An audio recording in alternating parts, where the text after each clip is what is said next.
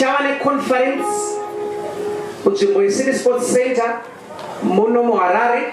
Iyo ichange iri musi wa 25, 26, 27, 28 August. Saka tine mazuva 4 ekuropafadzwa naMwari paCity Sports Center. 25, 26, 27, 28 August, City Sports Center Harare. Change tine conference musi Friday inotanga nenguva dzinoti 2 o'clock. Spera na half 7. Musi Saturday 2 o'clock. Musi Friday 2 o'clock, half 7. Saturday 2 o'clock, half 7. Sunday 8 o'clock till 4 o'clock. Then 1-on-1 yema families ichange ichitanga iyo panzvimbo yeCity Sports nenguva dzinoti 8 o'clock makuseni. Mafamilies achanga achiva nzvimbo dzakasiyana-siyana. We welcome you all vana vaMwari kunzvimbo dzedzamuri. At this conference change tine masingers akasiyana-siyana anosanganisira Matthias Mere, Sebastian Magacha, Fungisai, Minister Elad, yes, Kudakwashe Mutsene, and other singers. They are coming on this conference. We expect to Bindura massive zedu paCity Sports Center every Sunday.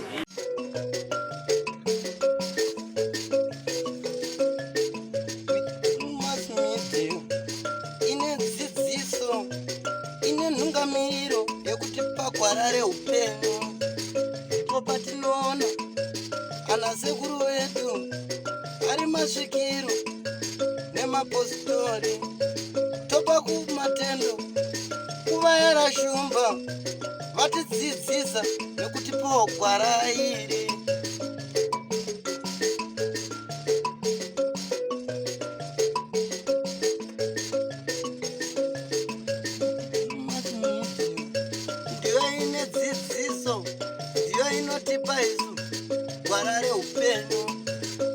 Patinowana vanasekuru nemapositori vachitipa gwara reupenyu, togopawo matendo kuvayera shumba vakatidzidzisa nezambuko racho. Ndivo vakatipa vabatsiri ava, vatipa vabatsiri tigove nedzidziso.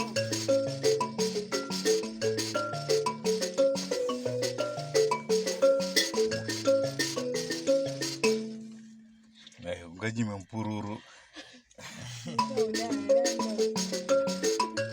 Mushauna harangero. Mushauna harangero. Tokumbira kakune mina mdzimire mabereka ana amtina. Mpururu kana mkanyayo. Mandibaya. Tokumbira gwara reupenyu. Idzidziso nevanoterera kutoshora unozvifarira nzira idzi, nzira dzimwe chete. Anoda kuchitendero achida kuchiwana, tese tiri vamwe chete. Uwewerere nje, uwewerere nje, uwewerere nje, uwewerere nje. Ndakumbira shumba onakanda kutenderere watipa gwara reupenyu.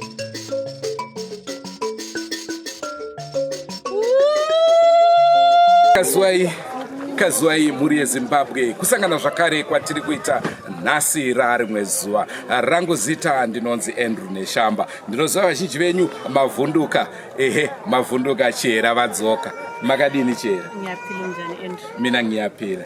Muri yeZimbabwe ngiyalibingelela sesihlangana lenhlupheko ezibuhlungu kakhulu. Ngiyathemba ukuthi kade lifisa ukuthi nje sihlangane singabahlekayo, but namhlanje sihlangane ngakho asihlangane singabantu nje abalusizi. Mina nginguchiyera abangaziyo ngiyalibingelela, ngiyathaba ukuhlangana lani futhi. Hongo tiri munzvimbo yeBindura ku Trojan Mine section 7. Kwaitika chiitiko chinoshamisa chemukomana akauraya amai vake, apedza kuvauraya ndokutanga kuvadya. Muli eZimbabwe lapha sisebhindura into ehlangane ngayo inhlanga isihlangane lo sizi kakhulu sihlangane umfana lapha kuthiwa ubulala umamakhe ngemva kokubulala umamakhe waqala nje ukuthi ebemsika inyama emudla. Muli eZimbabwe ngethemba ukuthi isehlakalo esinje ungabe ucabanga ukuthi kumbe izitori kumbe ngama-movie kumbe ihora but into nje ephilayo esihlanganelayo lapha ebhindura ku-section. Zvinhu zvacho zviri kuitika chera zvinoda kuti katyamadzeyi tanga tiri kuHarare baba vakaroera mwana wavo 4-year-old akabva afa ndobva vada kuzvitsikisa negonyeti. Tanga tiri kuMount Darwin zvakare mwana akashayika 3 months mwana asingaonekwi kuti ari kupi ozoonekwa ari mujecha postmortem yotitaura kuti akatanga arepwa ndokuzourawa. Mwedzi uno uyu hauna kumira zvakanaka. Ko hanzi mwedzi wechivanhu saka chivanhu chacho chapupi. No, uyu hausi mwedzi wechivanhu. Mwedzi wechivanhu ndiNovember. Okay. Uyu tingati mwedzi uyu ndonguva iya inorohwa makuva inoitika zvakasiyana siyana. Saka sekufunga kwangu dzimwe mhepo dzinenge dzisina kugadziswa zvakanaka zvozopedzisira zvakudai so. Asi musakangano kachera kuti zvese zvashata zvinonzi chivanhu. Okay, muli eZimbabwe ngethemba liyazwela uAndrew lapha ekhuluma ukuthi izikhathi eziningi phela liyakwazi ukuthi ngale inyanga into eziningi ziyenzakala kuba lama-accident amaningi kuba labantu abafa into ezingazwisisekiyo asikwazi ukuthi umoya abantu obakhona kula enyanga le. Ngethemba lapha likhona liyathola ukuthi lingabe lincedakale kakhulu liziprotecte kakhulu lizivikele engozini. Nguva ino regedza itipe vagari venzvimbo ino hama neshamwari vatiudze kuti chii chakatora nzvimbo. Muli eZimbabwe lesi sikhathi sesinika phela abantu abahlala kulesi sigaba ukuthi besitshela ukuthi kuyini okwenzakalayo ngeqiniso maybe ngamanga maybe leqiniso yibo abazasitshela phela. Senguva dzese tinokurudzira kusubscribe kuDrewmas Media. Drewmas Media taking you to another level. Ini ndetwa Joseph Dawa. Ndiri mukuwasha vatsana vakacheka amai vavo nebanga. Saka zvakaitika ndezvekuti amai vakauya kumba kuseni. Vauya kumba kuseni vakabva vati vana vangu hanzvadzi yenyu yarasika njere kumba. Saka zvayarasika njere sibva tasvika bva tasvika kuno kumba. Bva tasvika bva taona tsano vaya varipo zveshuwa. Ubva wasvika neni pandiri vandakagara nemadzimai angu vari hanzvadzi yavo. Saka ndakagara nehanzvadzi yavo tsano vakangotanga ngosvika padiri vabva vatanga kutenderera. Vachitenderera vakanditenderera katatu vachindiudza kuti tsano nhasi da kuti mundipo pfuma yangu yese. Saka vari pakati pekundiudza kuti nhasi auda pfuma yavo yese amai vakabva vauya vari amai vavo vakazobaya vakabva vasvika vakati mwanangu hazvida hanzomukwasha abvunzwe pfuma uchidaro. Apo chimweya chachikatovabata kudhara vachipindura maziso vachingotaura kuti ndikuda mari yangu yese. Saka zvadaro manje vakabvanza auya kuno mwana wangu wabva watora bva wagara nawo pavhuranda. Saka vagara nawo pavhuranda tsano vaya vakabva vaudza mama wavo futi kuti vaipfuya huku dzavo dzemabhurera dzadzirumba mavo. Vaudza amai vavo vakati ndiudzirewo baba apura havana bvira vaona huku dzangu ndavapinde mumba maone mabhurera angu kuti ari kukura. Saka inini nokumbotenderera kwanga ndaitwa kweke ndichibvunziwa pfuma kweke nomunhu anoratsoona kuti zvinhu zviri kuitika apa zvisi zvega. Hana yangu yakangorowo ndakati handikwanise tsano kuti ndiende mumba mundonoona huku. Mazuva mazhinji huku tsano ndichadzoka ndichidziona. Saka zvadaro ndopandakatorana nemadzimai angu ndikati amai puro handishamari tinoona kuti tingawane motikari here timhanye kumaprofita nezvekuita tsano. Saka zvadaro ndakabva ndaenda kumba. Ndasvika kumba ndichinditsvage motikari yekuti nditsano ndowamhanyisewo kumaprofita. Ndakabva ndasvorona ndichingoti garei 30 minutes ndakabva ndaonawo vana vachitanga kutosvika vachitoti gogo wabayiwa nasekuru asi pavakabayiwa nini handisiwo.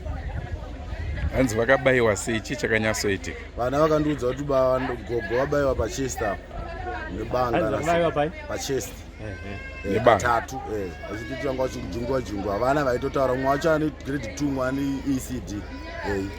Nini ndonzi Agnes Rwishidzidzi ndakakurira kumabvuku kwaHarare asi pari zvino ndogara kuno kuchochi murume wangu kuti kwaenda basa. Saka zvakaitika ndezvekuti ndainga ndiri pamba pangu apa ndichikurusa chibage. Saka ndakanzwa voice amai vachidedzera asi voice ravo ranga riri pasi. Ndobva ndatodza vana vangu ndikati pane munhu ari kudedzera asi voice rake riri kure.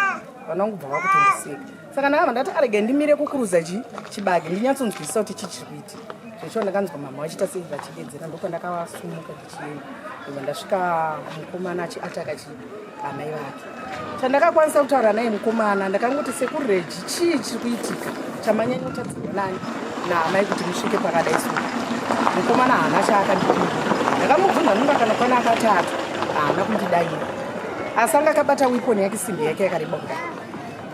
Ndinofunga simbi pamba pavanoweredha simbi eno anenge akaitora pasi peno. Saka chakaitika ndechekuti ndaida kuzama kubatsira mama kubhilidha kwavaita. Nekondisheni yandakaona inga ine mukomana ndakatya kuti pamwe anogona kundiataka. Ndibva ndadzoka kumashure. Ndibva ndanodedzawo madha vanogara panext pangu. Ndikati amoyo ndachikumbira kuti mundibatsirewo. Ureji ari kuataka amai vake zvisina kumira mushe because ainyanya varova musoro kugotsi. Muti wangu akarara nedumbu. Amoyo vaya vanokwanisa kusvika vakati hapasi kusvikika. Ende zvishwa nekondisheni yanga ainayo mukomana fesi yanga akapfeka anga asingakwanisi kuita sei kubatira. Ndibva ndamhanya ndadedza vanonzi ahumba havana kukwanisa kuuya vakazoya havo paapaya.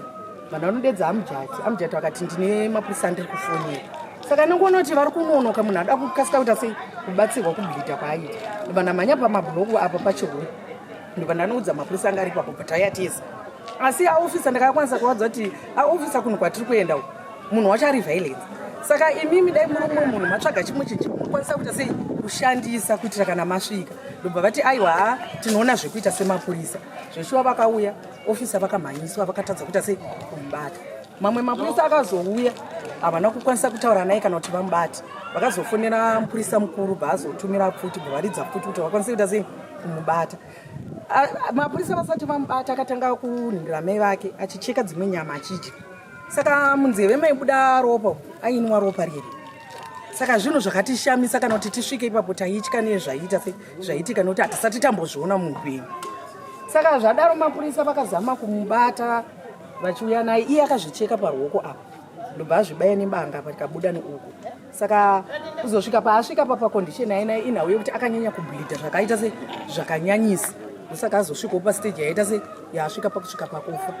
Saka zvinhuwo zviri kutibata mafiro aita amai ava ari kutirwadza nekuti mweya iwoyo hausati wambogara muntu. Hatisi kuziva kuti mweya wai wagara chi muri kutaura kuti patofa vanhu vaviri. Mwana akazoshaya kumapasite 10 manheru akashayikira kuchitokisi kwangaendeswa. Muri yokwani ende mwana wacho achinzi ani? Mwana yanonzi Regis. Anzi seneme anza Regis Rusa. Amai avanonzi Ndokutanga. Mukatitsanangura kuti nzvimbo ino inonzi chiri, nzvimbo ipi kuno kwatiri muno matiri muno? Kuno ku section 7 project. Amai. Pano main wanike. Kwaya kuti baba. Ati sekufunga kwenyu maonero yenyu akawo muri semunhu wenyama munofungidza chii chingave chikonzo chakaita zvidaro? Inini kutaura chokwadi gapa nhau yemwana uyu kuti nditi isatanizimu zviri kundirambira kuti nditi fodya bhozi mwana yanotona John Masowe haanwe doro hapute fodya ite zvemadrugs. Saka inini timaonera angu ndikutongoona kuti satani chaende anyatsoshanda pamba apa panhau yevana nokuti tikatasa hanzvadzi yake futi yahakira futi zvachiitwa nehanzvadzi koma ari kupi musikana ari mumu ari ngoita zvaita bhuti kumashure umu zvakamboitika rizvo hazvisati zvamboitika ndosaka tiri kutotaura kuti isusu zviri kutotishamisa nokuti since hatisati chigariro chemuno mutojeni ndokutotanga kwazvino ende zvinhu zviri kutoshamisa munhu wese kana nevana chaivo vari kutoshamisika nokuti zvakaitika masikati vana vachiita sei vachiona. Saka munongoziva panofa munhu kwakaoma. Ko pari kunzi pane vakange vambouya kuseni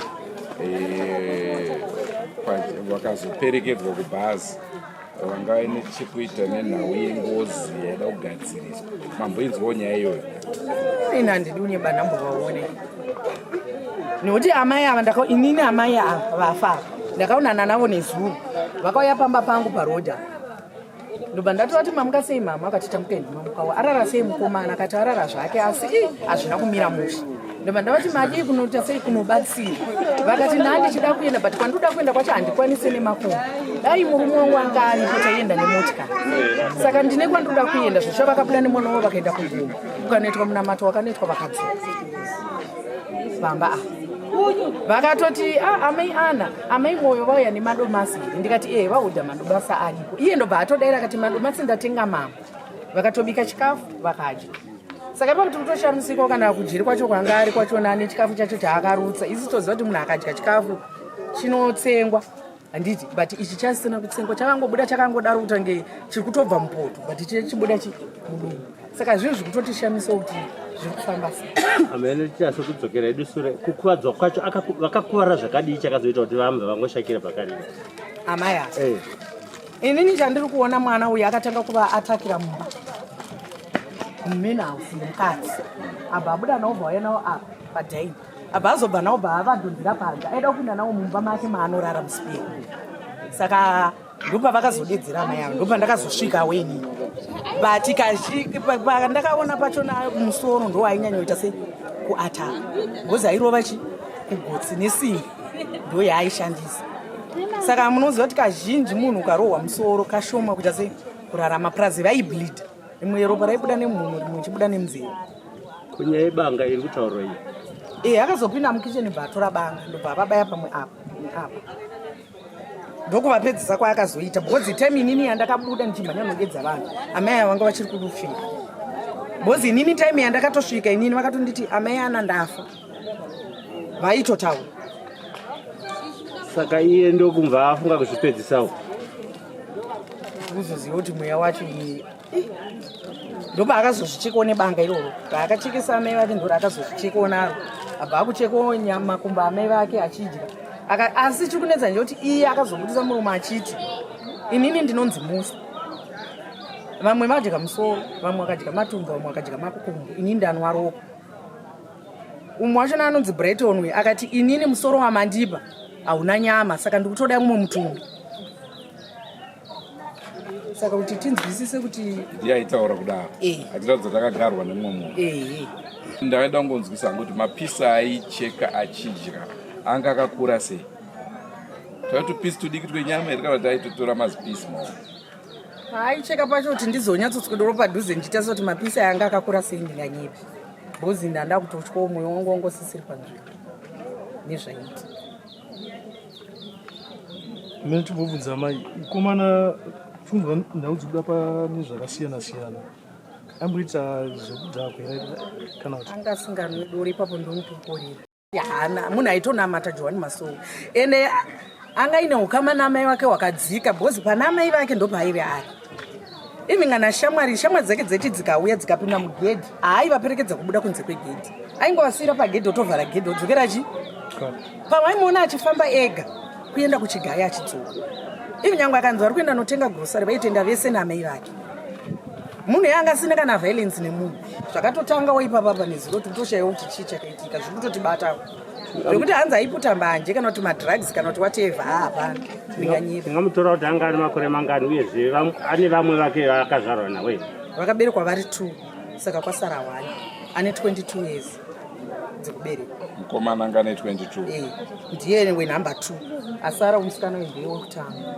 ndiye abatwawo futi nemweya iwoyo pari musikana akuita sei apa ari mumba akagara nana tete wavo akaita sei kuti muzozoti mweya watanga chicha zvazvichingoitwa nemukomana uyu ndo zvaari kungoita kubaba vari kwera varipo asi zvamboitika kana kuita noizi mashuro pamba pevanhu vaiveka isurufu rwaitika pamushapa rwatibata ndekuda kwekuti mukomana uyu akanga asingataure nevanhu amai vacho vanga vasingataure nevanhu vanhu vaiziva mwari vaita zvamwari saka zvoitika mukati menzvimbo nezvatibata tongozvisawo pana mwari imaipindawo chechi yavo here ini ndinopinda chechi inonzi National Apostolic Faith Mission of Holy Ghost avanopinda Johani Masowe chishanu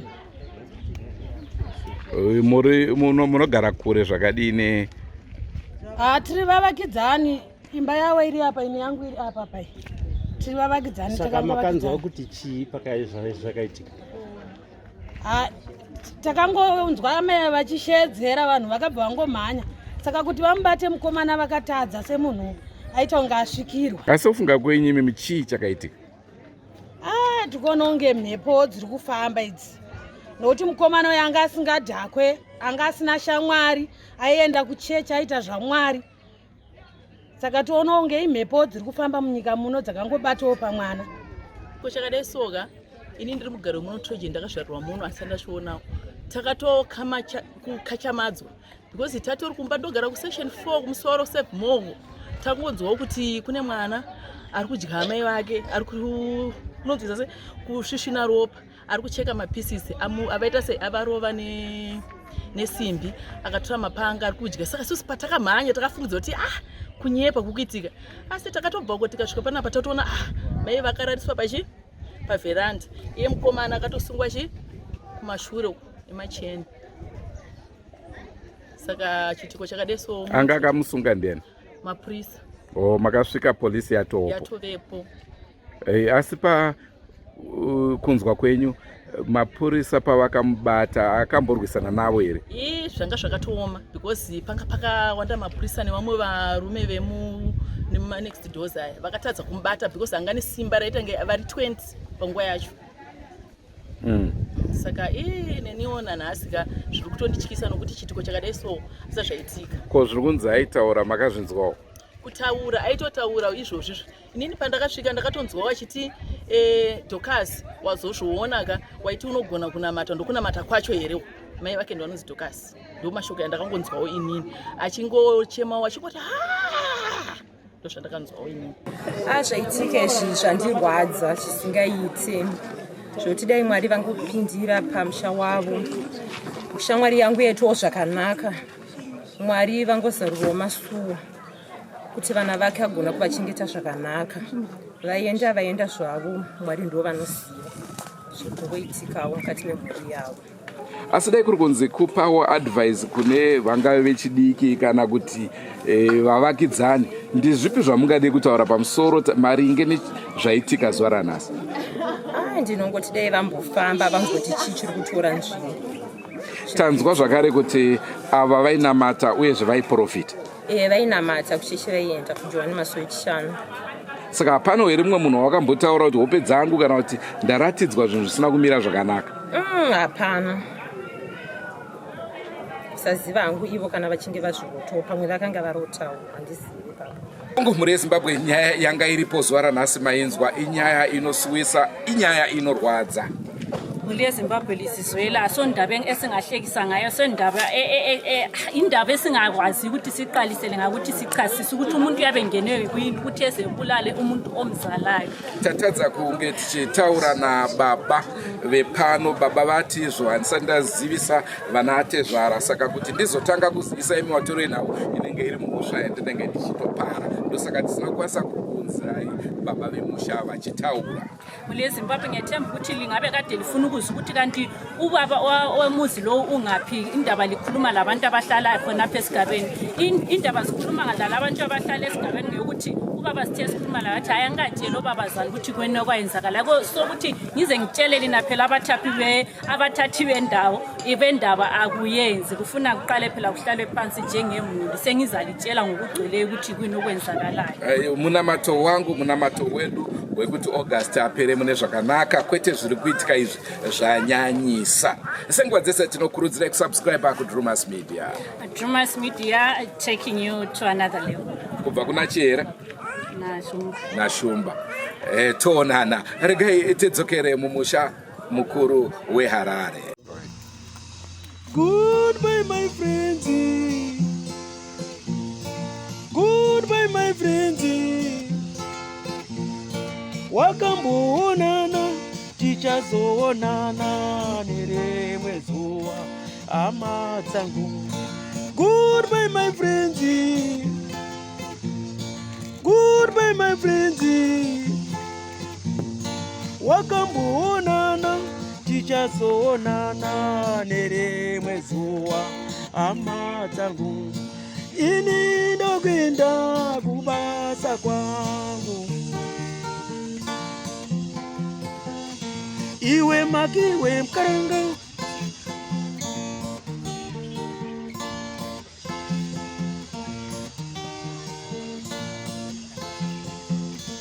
iwe makiwe mkaranga